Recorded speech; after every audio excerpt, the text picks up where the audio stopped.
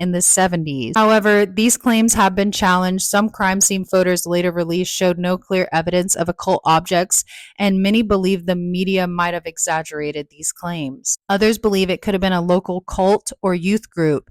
Some Springfield residents at the time believed a local group of teens or adults were involved in witchcraft or satanic practices that may have been responsible. There were a lot of whispers about ceremonies in the woods around that quarry, but nothing concrete was ever proven. Others believe it could have been a local criminal or predator. Some speculate Jeanette was abducted by a local predator while hitchhiking, a common but risky practice that a lot of people did in the 1970s. No one has ever been publicly identified as a suspect, but police reportedly received tips implicating a certain known individual with criminal records, none of which led to any arrest. One online theory links Jeanette's death to John List, the Westfield, New Jersey man who murdered his entire family in 1971 and then vanished for nearly 2 decades. The theory is mostly speculative and unsupported by hard evidence, but it gets mentioned because of the geographic proximity and the dark nature of both cases. Another theory is that